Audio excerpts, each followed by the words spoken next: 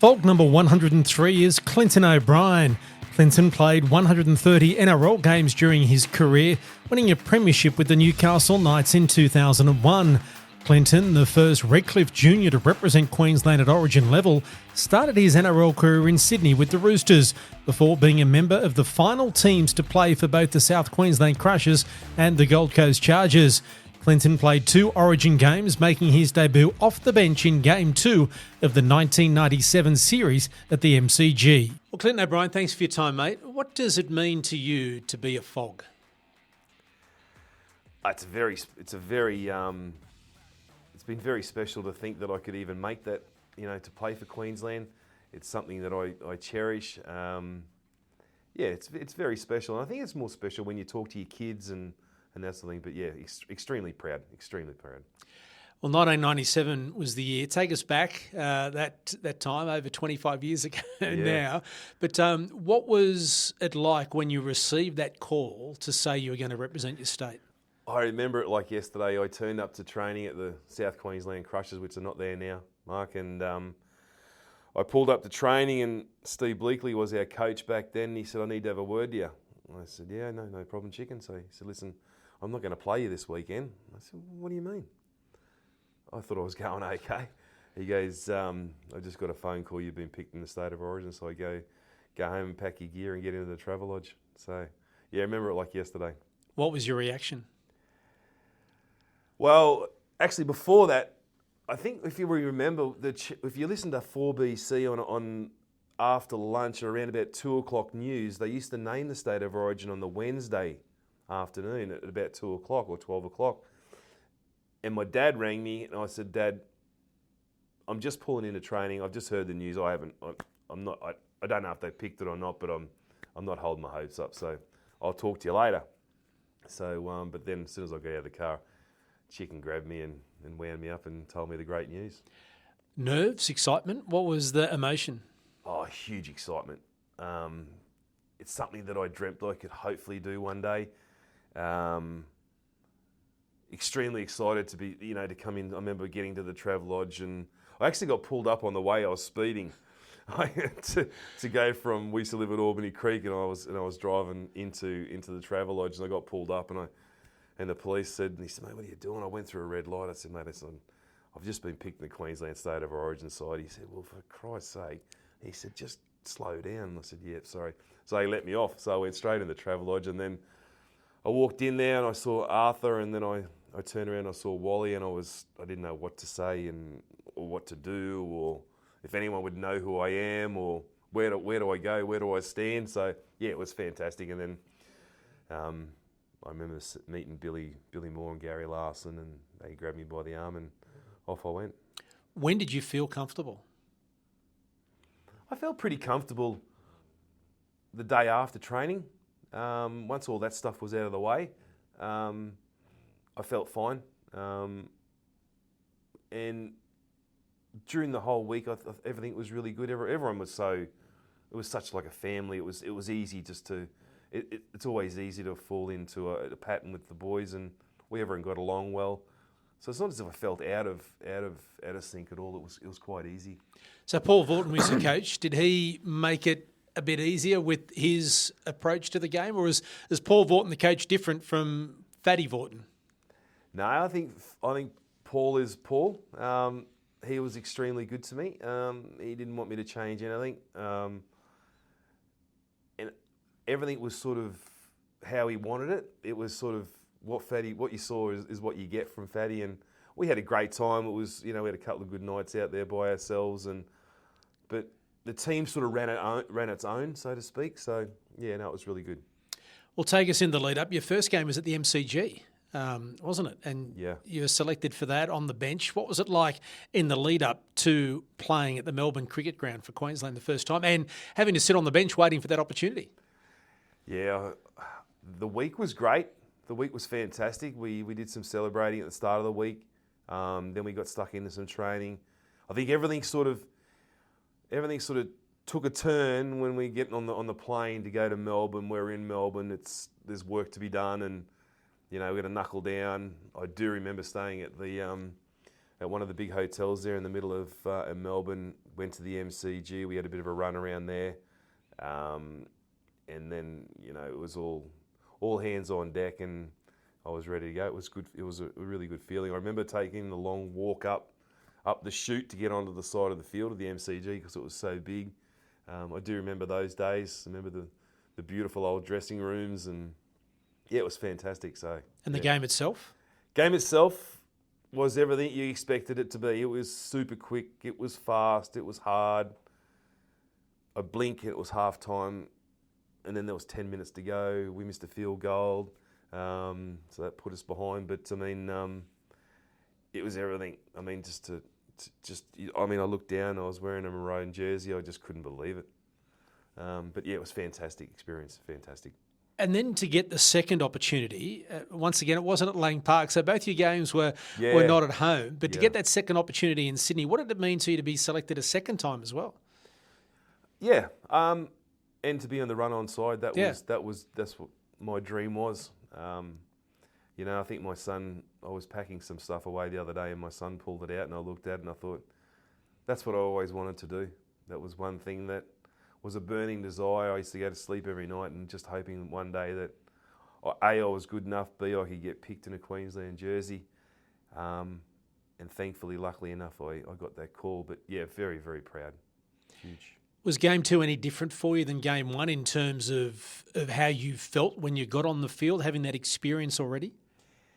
You do. You feel a bit more comfortable.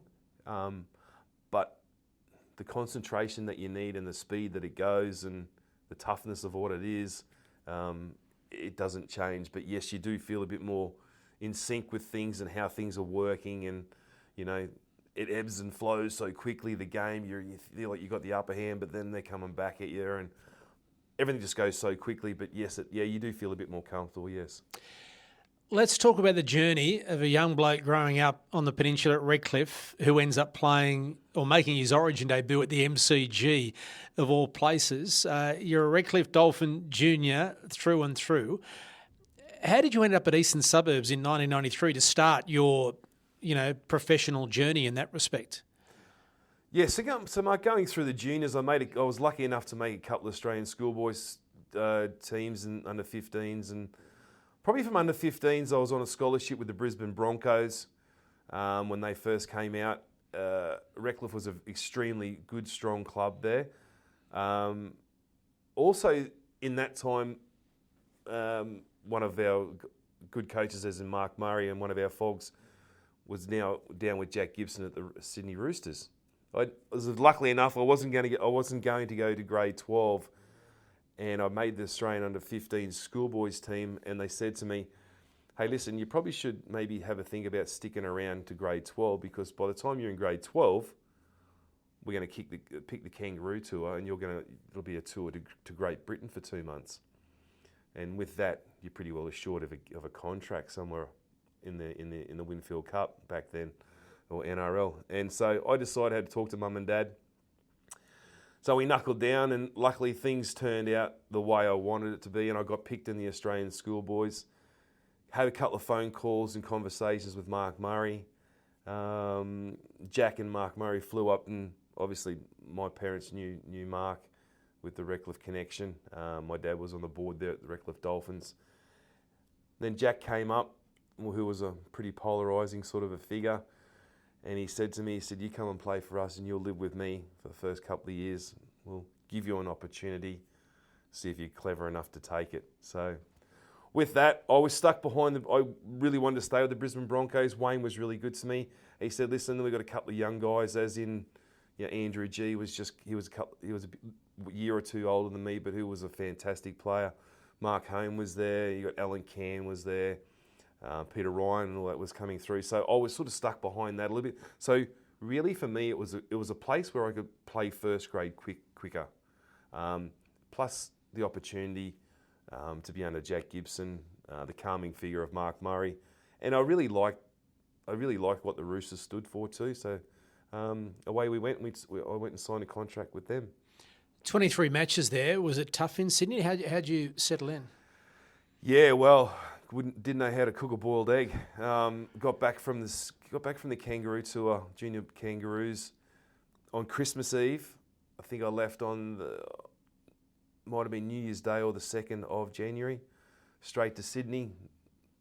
Had never been to Bondi or to the eastern suburbs, wouldn't even know what it was like. So very daunting. I did struggle with that for 12 months, but I came back and everyone was doing the same thing. And I was just starting to enjoy things. I think I was getting pretty close to having a bit of a run in first grade. So away I went. So that was no problem whatsoever. So as I mentioned, the 23 matches in those 3 years you were there. How'd you end up back at the South Queensland Crushers, your next stop? We had a bit of turmoil at the Roosters and around that 1994 era, with Jack leaving, talks that Phil Gould was coming in for 95, and it was a bit of a changing sort of a period. And then there was word of, obviously, the South Queensland Crushers was going to be sort of the sibling to the Broncos. I always would have liked to have played for the Broncos or a one-team town sort of a player. And from what I saw with the South Queensland Crushers, I got an opportunity there. I just started to play first grade. I was only nearly 19. Chance to go home, and my thoughts were, that's me. I'm at the Crushers. That'll see me out for the next 7 or 8 years or 10 years, and that'll do me. That'll be fantastic. And yeah, things happen, and we know that's not the case now. But that was my process on how I thought it would go to. That would be my second and last club. The irony of that is, of course, with all the dramas and the sad demise of the Crushers, you had a year at the Gold Coast, and then you ended up at Newcastle. When you went to Newcastle, what were your expectations when you arrived at that club? You're obviously, represented at Origin level. You were walking into a club that had a future immortal, etc., and a one-team town that you spoke about. What were your expectations when you went to Newcastle? It's funny how it all turned out. I remember it was game 2 on the Origin, and we just finished training. We were training at Souths in Brisbane, and Fatty goes to me, he goes, Aby, he said, listen, he said, you need to take this phone call. And I said, no, who is it? He goes, Paul Harrigan. I said, what's going on? Are you geeing me up or what's going on? So he goes, no, the Chief's on the phone. So I got on the phone. I said, g'day, mate, how are you? I said, this is Clinton. He goes, hey, good. He goes, now, Chief goes, now listen, he said, just quickly, he said, you haven't signed anywhere, have you? He goes, no. I said, I haven't, mate. And he goes, well, listen, you're not going anywhere. You're coming to us. You're coming to Newcastle. Malcolm Really's going to give you a call shortly. He said, I'll talk to you later on. So anyway, that's how things happened there. Getting to Newcastle, I walked into a team of guys that were born and bred in the Hunter Valley. Really good player, really good mates. They were on the cusp of just about to be, playing first grade and to be superstars of likes of, Matt Gidley, Danny Badiris, all those sort of guys. And then you throw into a mix of Ben Kennedy, Matty Parsons, and then we've got the Johnsies, and we've got Tony Butterfield and Paul Harrigan, our great leader. I got down there and I was absolutely blown away because I've had my backside kicked a couple of times at the Crushers, and I know what it's like to come stone cold motherless last, and to walk into a team of young superstars and the football they play was just dynamite, absolutely dynamite. Well, how would you like to be the owner of one of these? A Fogs Authentic Game Ball signed by Wally Lewis at the 2023 Wally Lewis medalist Ruben Cotter. Now, all you have to do is subscribe, like, and drop a comment below. And each week, gentlemen, we'll be giving away one of these footballs to one of the viewers of the Fogs Queenslander podcast. Well done. Well, it's good to be able to hand them on to the general public who like it, as long as we don't get blamed for breaking one of Mum's windows when they're kicking it around the backyard or or Sure, this tossing one it will be around. framed, But mate. This will be framed in a nice Reuben Cotter's name. Wow. Do you know how to subscribe and like and do all that, Gilly? No? something. We can help you, mate. We can help you. Help me out, fellas. His two daughters can help Very him out. handy, very handy. So we have one of these to give away each week until stocks run out, until Wally gets sick and tired of signing them and Reuben Cotter disappears. But just subscribe to our channel, Folks Queenslander Podcast. Write a comment below and click that like button. Everyone goes into the draw, and we've got one of these to give away each week. Well, take us through that premiership year, that successful year when you found yourself as part of the 17 that won a competition. What was going through your head then? There you are, the ultimate, team performance, the ultimate team goal. Yeah. I was getting pretty. I must have been 28, I think, or 28 or 29. But our team, as I said, the Tamana Tahus and the Badirises and the Gidleys, they were all just starting to play Origin, and they were kids, but they were, they'd had a couple of years of first grade, and we had a change of coach in Warren Ryan. We had Michael Hagan, who I think made a huge difference to us. He was an extremely good coach and a manager of men, and the season started off for us pretty well, and then I can't remember if it was round 11 or somewhere around then that Andrew got a fairly significant ankle injury or something with his ankle or leg or something. So he'd missed 6 or 8 weeks. We had a bit of a slump or something there, and then as soon as he came back, we were dynamite. We were just absolutely. He was jumping out of his skin as he does, and the bigger the challenge, the more excited he would get, and which would make the team so much more excited. And we were pretty well. We were ready for anything that would throw in front of us there. I mean, that particular win in the grand final over Parramatta, it was one of the great performances from a team, Newcastle. You never really let Parramatta into that match. It must have been one of those extraordinary feelings where you don't want to look too far ahead, but you realise that you're playing with a team that's just on. Yeah. I think the week before we played the prelim, or we had the week off, so the prelim game that we played against Cronulla was probably a harder game. But yes, as soon as we come to Parramatta, I mean, Parramatta did talk that they'd won X amount of games in a row and this and that, and Brian Smith wanted to have all the headlines that week, which was fine by us. We wanted to stay at Newcastle and do what we wanted to do, and we were very confident. I do remember one significant day and night we played the prelim. We beat Cronulla by 2 points, I believe, if I remember rightly. We come into the dressing rooms, and I still remember looking at Tamana Tahu. I looked at Ben Kennedy. I looked at Andrew Johns in the eyes. We didn't really care who you put in front of us. The steely look that we had in those guys' eyes, in those athletes' eyes, it didn't really matter. We'd won it that weekend. It was a really, really, really polarising sort of a dressing room that night. I'll never ever forget that. Who was the best player you played with? Best footballer obviously would be Andrew. He was just, some of the things he would do would just, the bigger the occasion, how he'd find his way through things. People would ask me, what's he like to play with? It's like I've got the best seat in the house because I wasn't too far from him all the time, and some of the things that he could do, and some of the the defence that he'd be able to tolerate and do himself was quite amazing. So he was the best, but do you have, might be an unfair question, but a favourite player, just someone, a teammate of yours over the years that you love playing with? Obviously Paul was great. I loved playing with Butsy. Tony Butterfield he epitomises what Newcastle's about. I played with an incredible athlete by the name of Ben Kennedy. There was nothing he could not do. He was just an out and out footballer. Tamana Taha, who I love playing with, he was a freak of nature. There was so many of them, but Butsy was probably one of those guys that would be just very resilient, extremely tough. Wouldn't give you a yard, wouldn't talk on the field, but he'd just keep on turning up. Well, then one player you never got to play with from any era that you would love to have played with? I would love to have played with Wally Fulton Smith. He was my hero growing up. Yeah, Gator would have been fantastic. I remember sitting on the hill at Redcliffe and watching him come through, and then you watch him on a Wednesday night. He's playing for playing State of Origin in Sydney, but I see him at Redcliffe Dolphin Oval the next day, and then he gets picked in the Australian team. So yeah, I would have loved to play with Gator.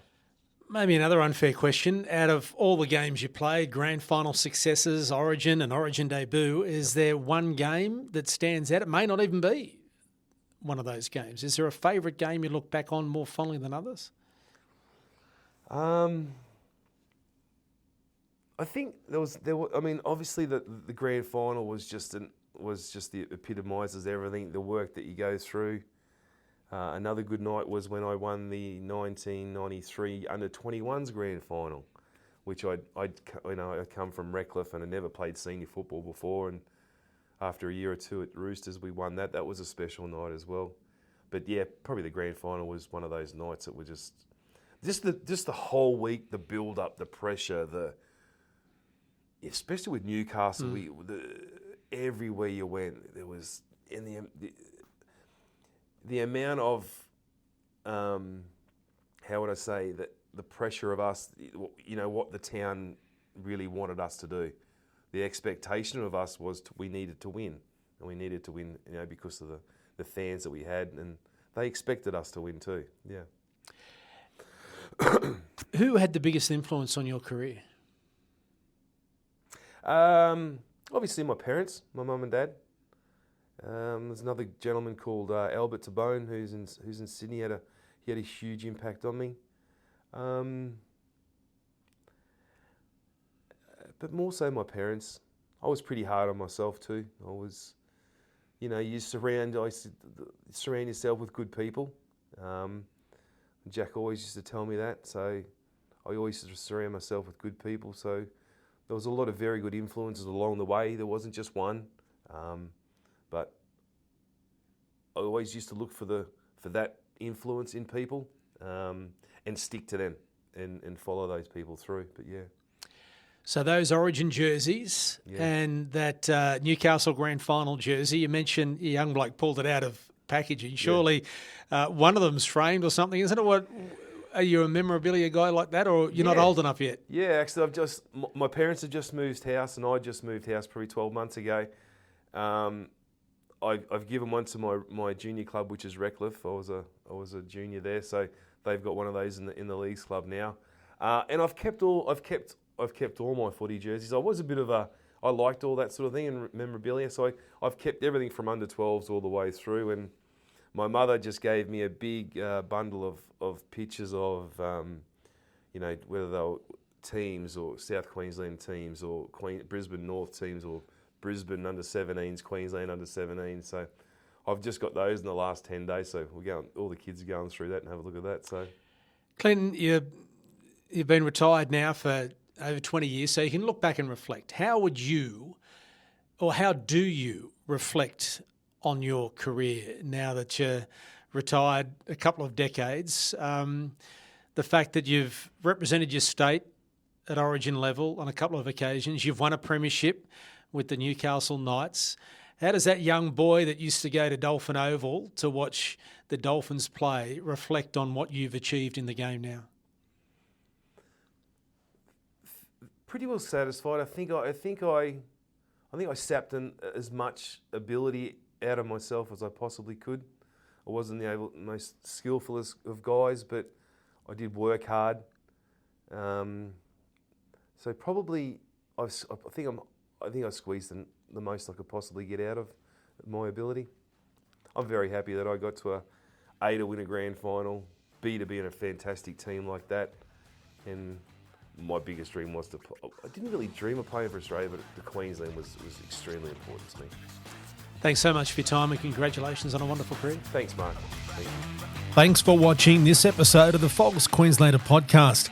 If there's a Fog you want to hear from, leave a comment to let us know. And don't forget to like and subscribe so you don't miss any of our videos.